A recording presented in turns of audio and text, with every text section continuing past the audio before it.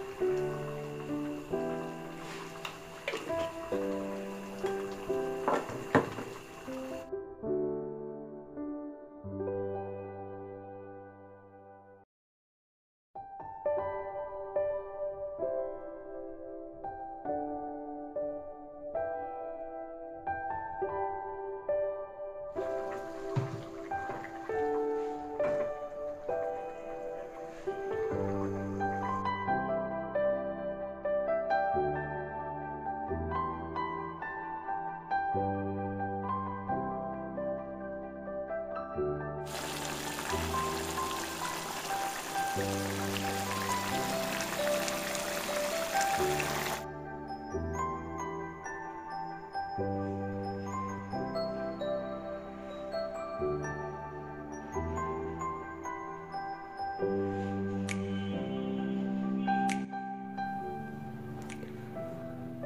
খাওয়া দাওয়া শেষ করে বসে পড়লাম। এখানে আমার এটা একটা পুরনো টব, এটা মাটির টব, রংটা নষ্ট হয়ে গিয়েছে, তো এটাকে আজকে একটু সুন্দর করার চেষ্টা করব।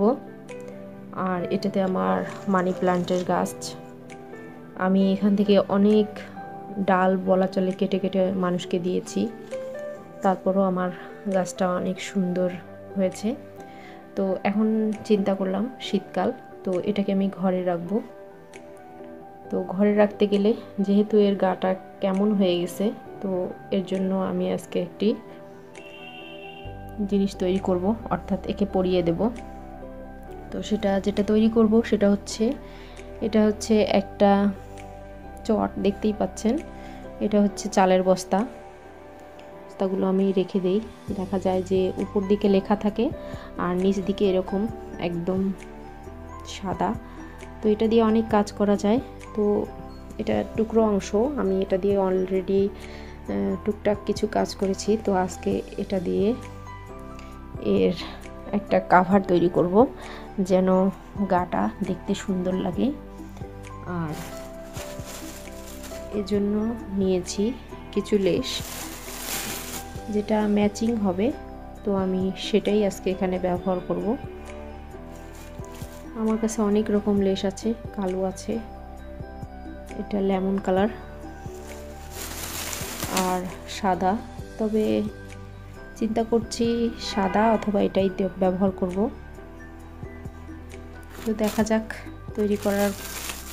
করতে করতে কোনটা ভালো লাগবে সেটাই দিয়ে তৈরি করব আজকের আমার এটি।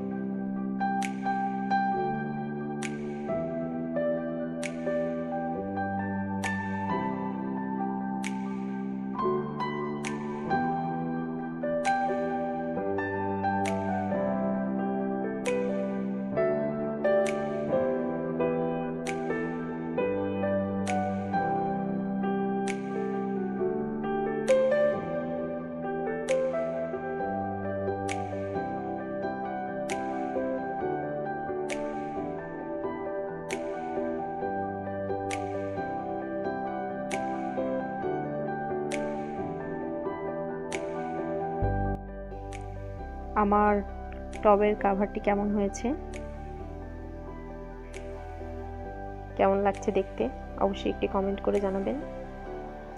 আর আমার ভিডিওটি ভালো লাগলে সাবস্ক্রাইব করবেন, যারা এখন পর্যন্ত সাবস্ক্রাইব করেননি, আর যারা করেছেন তাদেরকে অসংখ্য ধন্যবাদ। সবাই ভালো থাকুন, আল্লাহ হাফেজ।